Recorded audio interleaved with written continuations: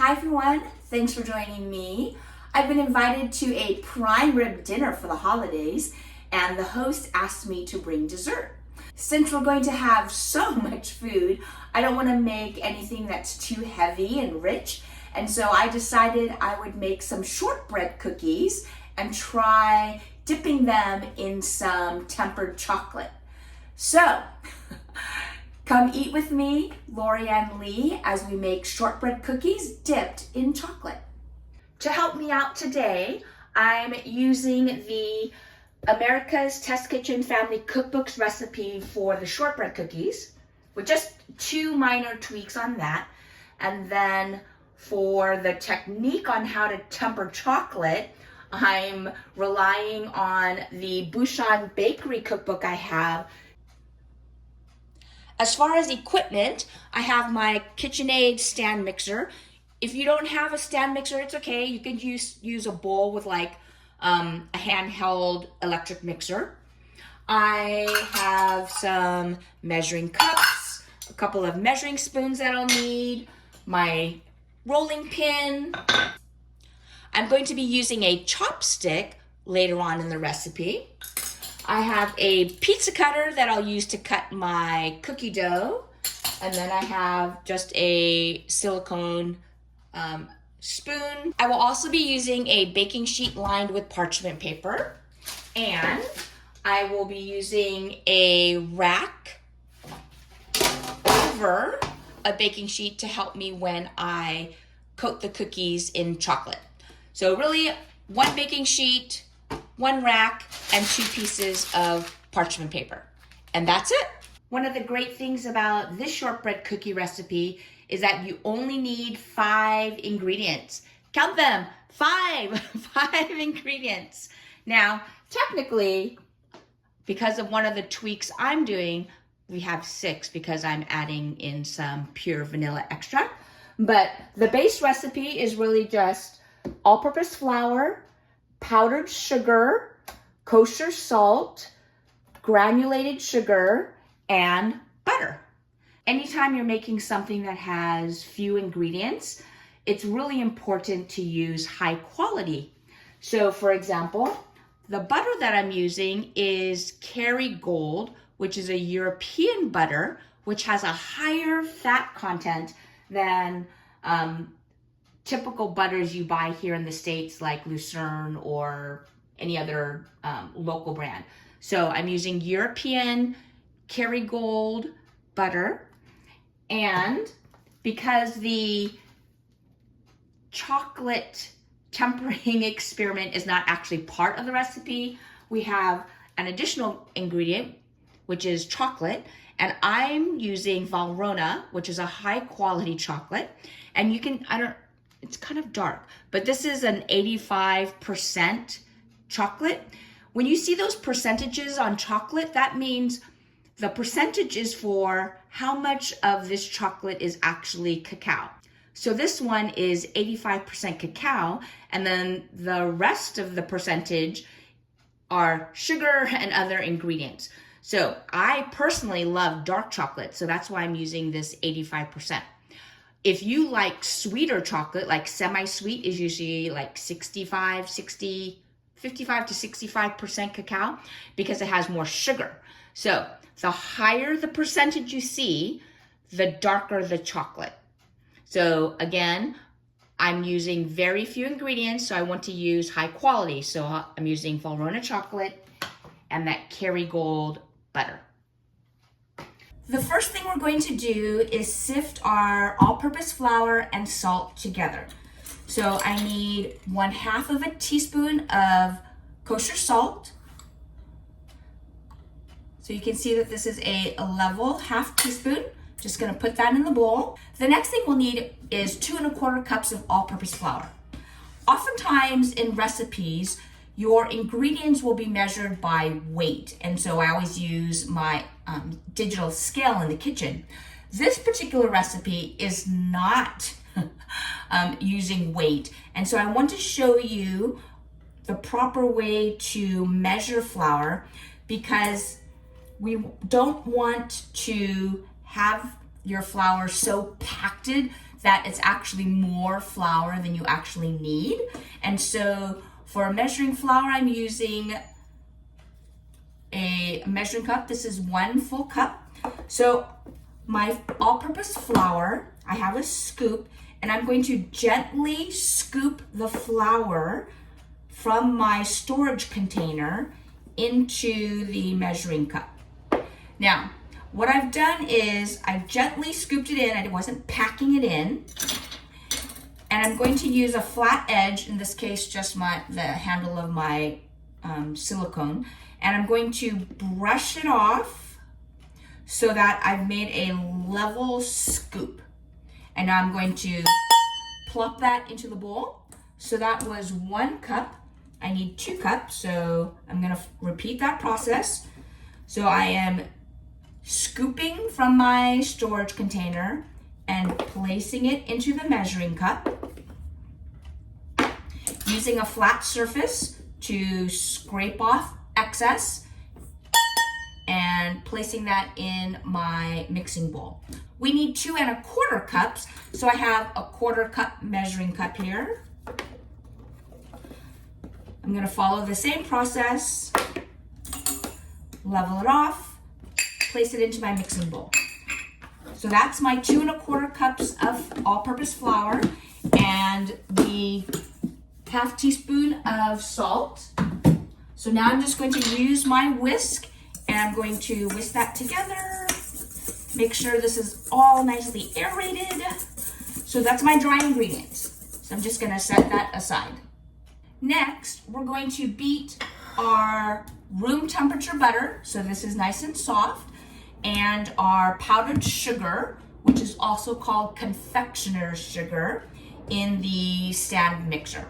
So we have 8 ounces of softened butter.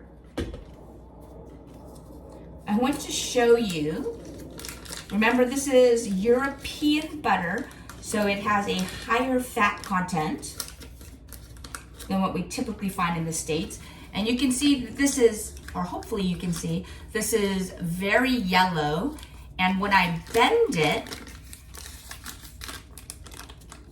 kind of hard to see, it actually bends, which is great for like when you make laminated dough, like croissants or kouign-amann. This bends, which helps in the lamination process. Okay. So there's my butter, and now we want to add in 1/2 cup of powdered sugar, and I have a 1/2 cup measuring cup. I'm going to use a spoon to transfer powdered sugar from my storage container into the measuring cup, following the same process I did for the all-purpose flour. You can see how the powdered sugar, it's so soft that when I scoop it, it stays in a scoop shape. We don't want that. So now I'm gonna follow the same process. This storage container isn't as wide, so I'm trying to be very careful. And I'm gonna place this 1/2 cup of powdered sugar in with the butter. I'm gonna turn this on low. I'm using the lowest speed because we don't want all that powdered sugar to blow out of the bowl and make a mess. The recipe calls for this to mix for 3 to 6 minutes. So now that the powdered sugar is started to incorporate with the butter, I'm gonna turn it up to number 2 and just let this go for a few minutes and we'll check back in. All right, we're about halfway through. This has been going for 3 minutes, and you can see how the butter, some of the butter is stuck to the paddle. So I'm just going to scrape that down and actually use my silicone spoon spatula thingy to scrape the bottom to make sure the sides and the bottom are all incorporated. And now is a good time where, remember this is not part of the original recipe, but I decided to add a little vanilla. And so I'm going to add 1/2 teaspoon of vanilla. This great set that I have, it has, can you see? It has a round side, which actually has a flat bottom for liquids, and then this side is shaped to get into your dry spices. So we need 1/2 teaspoon of vanilla. And so I'm going to pour in vanilla into my measuring spoon, put that in the bowl, and then we're gonna let this go for at least another 3 minutes. All right, our butter and powdered sugar are very light and airy. I don't know if you can tell, but the color is even lighter. It's no longer that bright yellow. Now it's time to incorporate our dry ingredients. Remember, that was just all-purpose flour and salt. So I'm going to do this in a couple of batches. So that's about half. I'm going to turn on to 1 just to get that started so that the flour incorporates into that butter. Okay, so that's starting to get mixed in. So now I'm going to stop and add in the rest of our flour.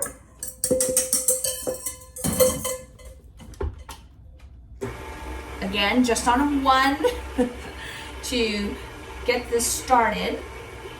And then I will turn it up to 2 just until it comes together.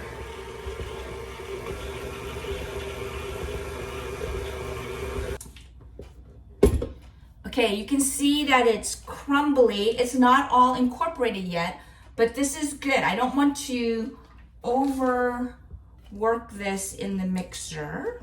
So now I'm going to take my paddle off. Now I'm scraping the bottom, make sure anything that got stuck on the bottom is brought in. And even as I'm stirring it, it's coming together even more. And I'm going to take the bowl off of the stand. Let me get this out of the way.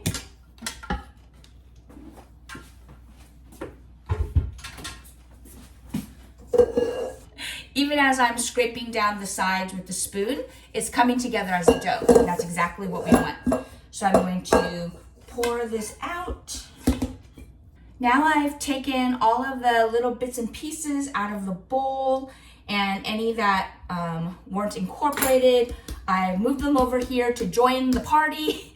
And so here's my dough, but it needs to be kneaded to really get it all incorporated. So I'm going to lightly dust my surface because I don't want it to stick. I'm just using all-purpose flour, and I'm going to knead this dough. So as far as technique for kneading, for this dough, it's not actually that critical to do any particular method.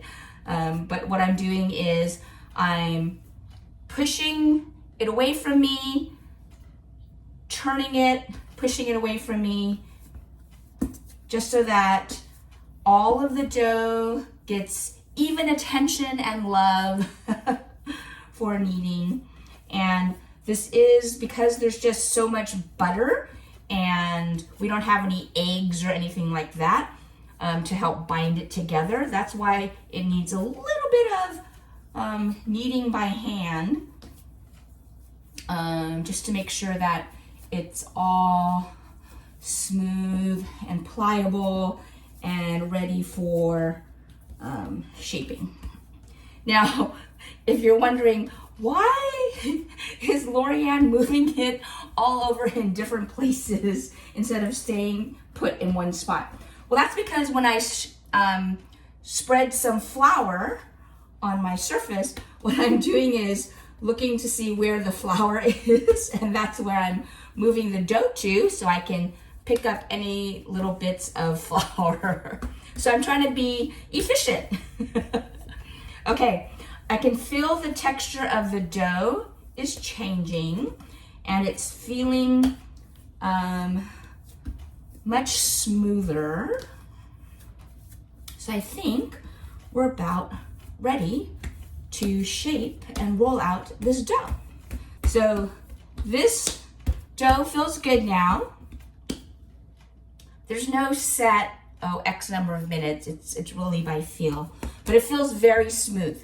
So we're going to move on to the next step. All right, I have laid out a piece of parchment paper. I have my dough, I have my rolling pin. I sprinkle just a little bit of flour, make sure my rolling pin is nice and smooth and ready. And now I'm going to roll this out into a 1/2 inch thick shape. The original recipe calls for a circle, and then the cookies are cut into like pie pieces, but I actually prefer rectangular pieces so that it's easier for me to dip into chocolate later. That's not in the original recipe, but that's something that I tweaked, so I want to make sure I have that easy for me to do later. Now, I'm being gentle with this dough. I don't want to push, I'm not pushing down hard. I'm just rotating as I go. And you can see naturally it wants to be a circle. And I can feel the rolling pin wanting to stick to the dough. So I'm just gonna add a little bit more flour. What I need is this dough to be about a 1/2 inch thick. So what I'm gonna do now, I actually decided, oh, I need another tool I didn't show you earlier. I'm using my bench scraper to help me shape. So I want to get this more rectangular. So I'm just using the bench scraper to help me shape the dough. All right, I'm laying my tape measure down, so it's on this end. And I'm going to make a notch for measurement right here.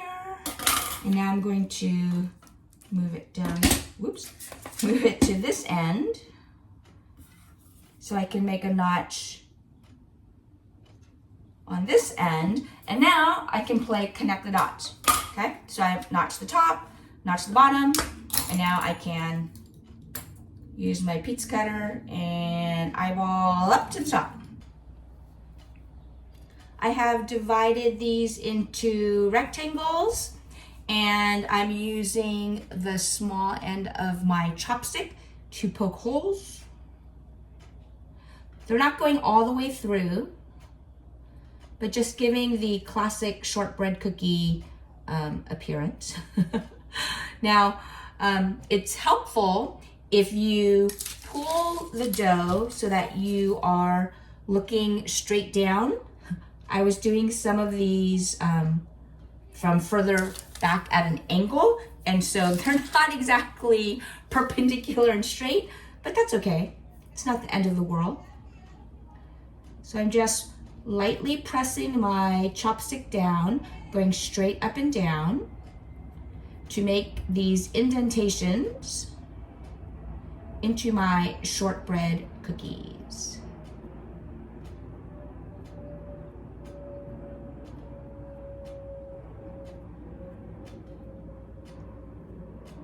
I also find when I go faster, then they get messier as well. As with all things, if you take your time, they will turn out better.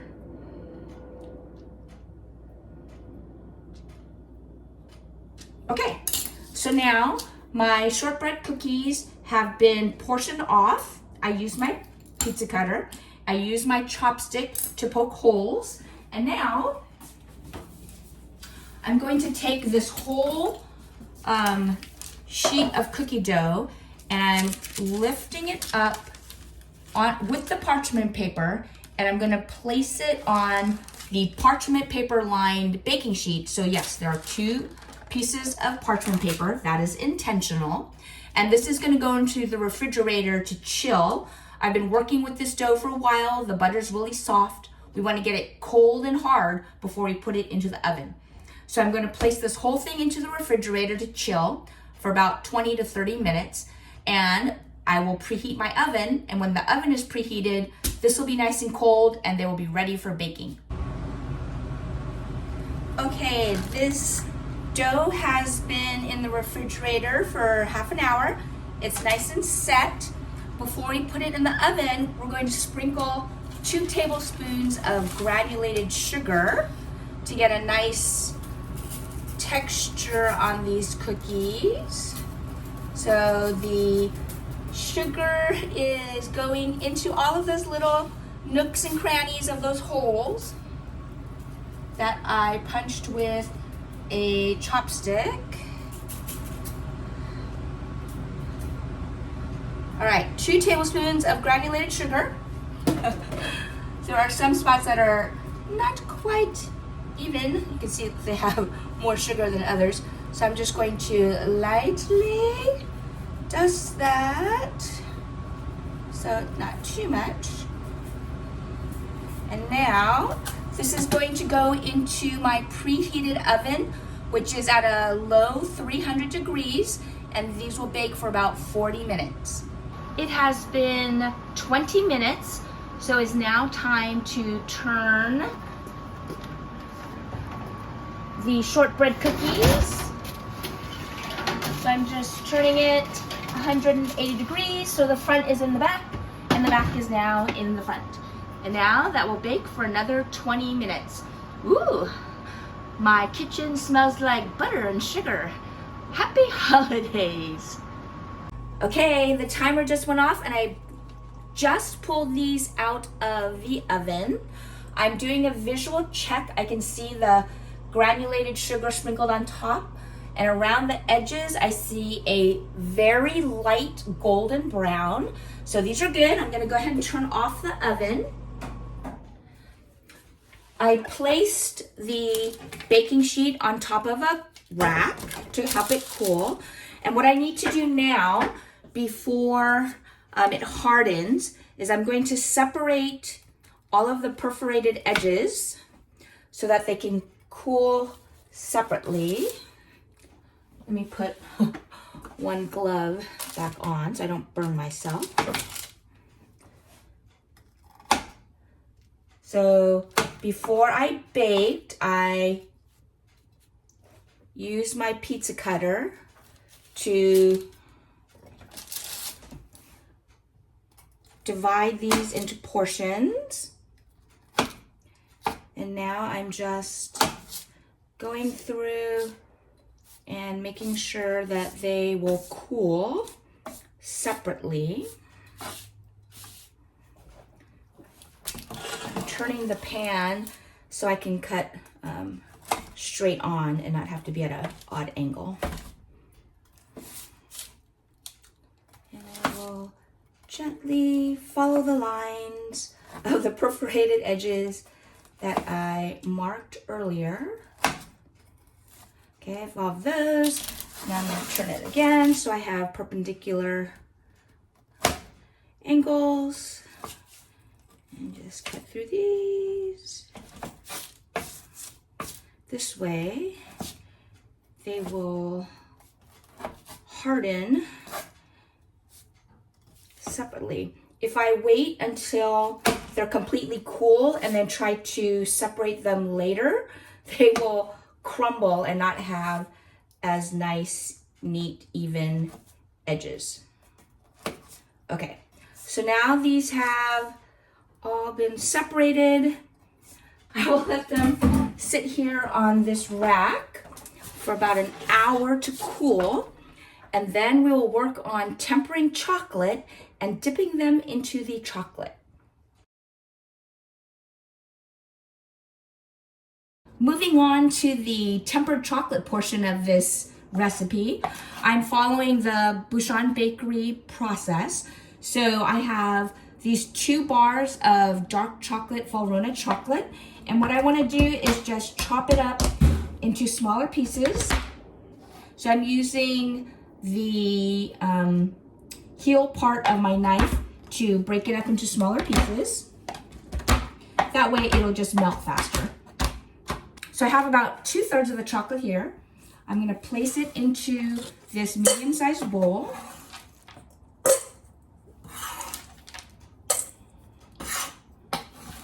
And the remaining 1/3, I'm going to chop up. I'm not putting that in the bowl. So I have 2/3 of the chopped up chocolate, and I'm going to place it, this medium-sized bowl, over this small pot of water, which is going to go on the stove. So this is a double boiler. So I'm gonna put this on the stove. The process that we're using for tempering chocolate is called seeding. And what that means is we're taking chocolate and we're gonna melt this. We're using dark chocolate, so we need to melt it to a range between 131 and 136 degrees Fahrenheit. If we were using milk chocolate, the temperature would be lower. Milk chocolate would only be 113 to 118 Fahrenheit. I have 2/3 of that chopped up chocolate. It is almost all melted. It's important that I only have a little bit of water and that the water's not touching the bowl, or that steam is coming out and getting into the chocolate. If this chocolate gets any moisture, if any water drops into it, it will seize up and get all hard. So it's important that I have the heat on medium. So now it's melted. Let me check the temperature with my thermometer. And again, we're looking for 131 to 136. Whoa, that's temperature high. Okay, so I took it off. Let me turn that off. I took it off of the double boiler. So now it's off the heat. Let me check that again.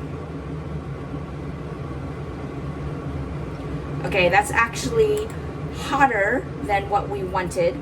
So I'm going to let this sit until it gets back to our optimal range, which is 131 to 136.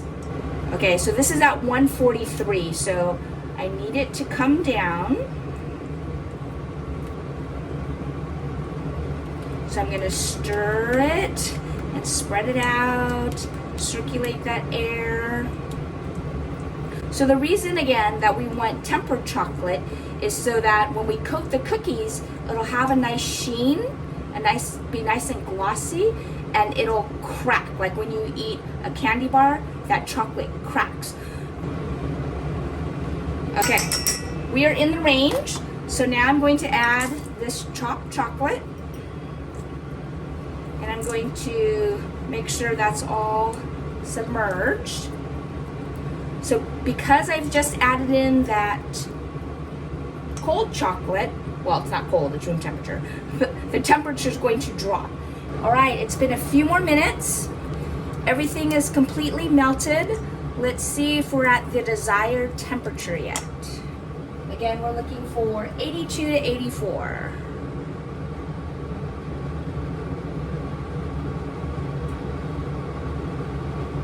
All right, we are there. So now I have my simmering water. I'm going to put this back. And now we need to bring this up to 88 to 90 degrees. And once it's at 88 to 90 degrees, it should be tempered and be ready to dip our shortbread cookies into. That was super fast. Okay, so now we are ready to dip our chocolate. To make it easy for me to dip, I'm gonna try pouring the chocolate into a container that is just wide enough for the cookies to fit so they can be dipped. So let's see if this will work. Dip, let it drain off, and then place it on the rack to dry. Oh, these look good so far. I will be very happy if this works. Hold it vertically so that the excess drips back into the cup. When the dripping slows down, I'm turning it flat. Continue to let it drain a little bit, then place it on the tray. The chocolate looks nice and glossy. It's coating the sides nicely. I'm pleased with how that looks. All right, trying from a different angle. I'm dipping the cookie in halfway, pulling it up, letting the excess drip back into the cup.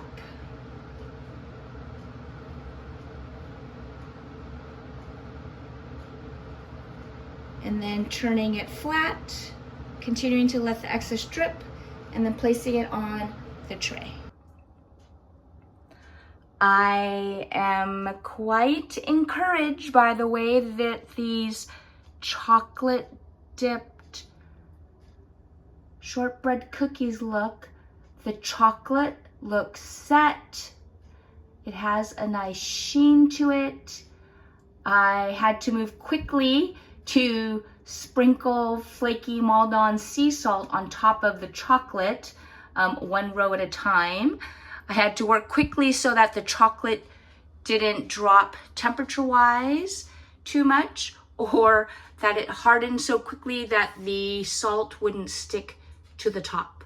So I would say these look like a huge success. Dark chocolate, tempered chocolate dipped shortbread cookies with flaky Maldon sea salt. Yum. Oh wow, what a huge success that was. I'm so happy. Okay, so huge shout out and thanks to America's Test Kitchen Family Cookbook for the basis of today's project with the shortbread cookies. And thank you to Bouchon Bakery Cookbook for helping me with the process of tempering chocolate so I could get a nice, shiny, hard, crisp shell on my cookies. The process was easy, huge success. At least I think so. I'm sure everyone at the dinner will appreciate them as well. Thanks again for joining me. I'll see you next time. Come eat with me, Lori Ann Lee.